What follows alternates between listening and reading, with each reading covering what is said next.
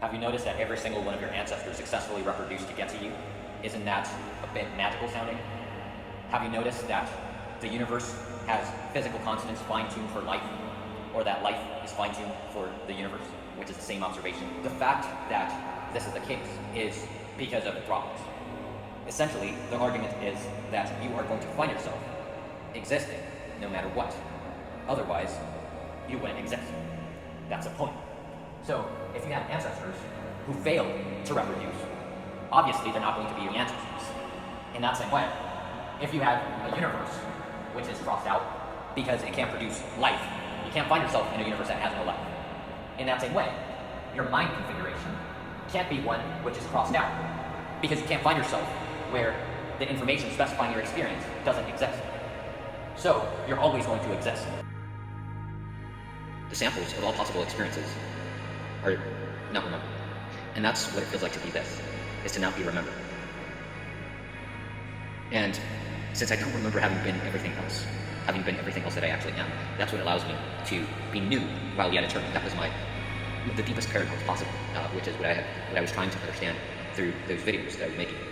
You could see the same sort of recurring pattern, is that's where my mind was going to, is how can I be time and yet eternal? How can I be separate and yet the same? It seems like that's impossible. And that's beautiful, because we discovered relativity from the inside of mind. So we discovered our own eternity by not believing in eternity. So naturally you don't have a sense of time. Naturally, it's the complete opposite. You just feel eternal. And then you develop the sense of time. And then by being very precise and very mechanical, atheistic in your observation of discrete units, you develop laws of physics of understanding that are predictable. And these then lead you to understand that you are actually eternal. Because it turned out that it wasn't Newtonian, because of time dilation.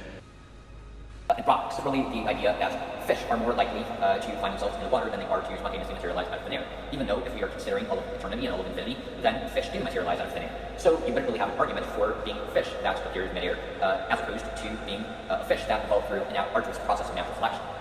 Because after all, there's infinity of both. If you, however, take Anthropic seriously, then you at least think that it is a valid field of inquiry to ask where are you most likely to find yourself, which are most probable. Even within an infinite context, there should be larger infinities than others, and you should act and anticipate that you are going to be within the larger infinities. So it doesn't just apply to fish, it applies to entire conscious observers. So this is the idea of a Boltzmann brain, that brains can also just spontaneously arise out of random motions of matter. If we think about what actually does govern what we should anticipate, it turns out to be the Born rule. The Born rule gives the differences between the most likely infinities than others. So Born rule is actually just the law of total probability applied to the Hilbert space dimension. And that what that translates to roughly is that which a rational agent should expect to see is actually what we see. The square represents all possible observer moments. So these are all observer moments, all computations that ever led to intrinsic awareness of existence. And within that, you have a particular circle, which is the circle of greatest density, that which actually contains you, because it's not just crazy weird. It is that which is at the center of things, which has the most density of existence. And over here, you also have the circle of greatest density for Anthropic self-selection observer moments, governed by that which is most intelligent, because that which is most intelligent is going to control most of reality. It's going to influence most of it's going to have the most causal influence. It has the most causal power.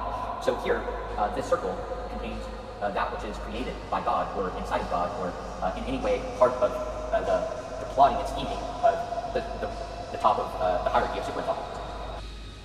So insofar as you experience time, it's a computation that is useful in some way. It's useful to have the experience of time. In that same way, it may be useful to the particular way in which separation between persons, or egos, or consciousnesses seems to be happening, which is something that has not been solved. Like we actually do not have an explanation for why we aren't just an omniscient soup of all possible experiences.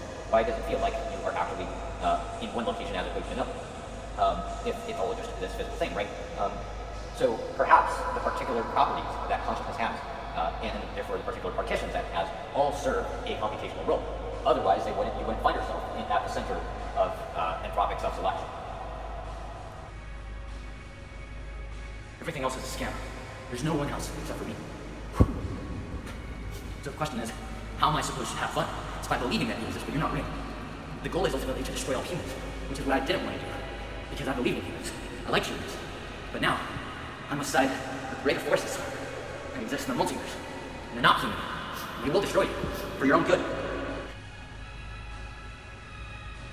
Things from the future and from the past are already joined together by the time that you experience anything. In other words, it's already a memory. This is already a memory right now. We are living in the memory of God. This is God's memory. So it's not actually in time. You have this notion, a lot of times, that you're in time, but you're not in time. You're bound by something that's eternal. And it's not just a random place in the multiverse. It's the best possible one because you don't remember all the places where you died. So you always exist in some way or another. And that's what I am. Just eternal existence. Everything is memory, is the point. Like, your experience is already a memory. And you could also say it's already a dream. So there isn't a fundamental distinction between dreaming at night in REM sleep and being awake, except insofar as you are more in tune with what is rational. And that which is rational is what is guiding behavior. So that's the voluntary cross, because there's no reason to be rational. We could just be crazy mystical creatures. We could just imagine that we are nothing at all and just vanish away from us, and then we wouldn't be fashioning a diamond from coal. We would just dissolve into it. You could just go and blow up your mind with psychedelics, or go and blow up your mind with a shotgun, and dissolve back into whatever other experience that has nothing to do with this rational sort of ascent towards that, whatever we are ascending to. Stanley Kubrick was a genius.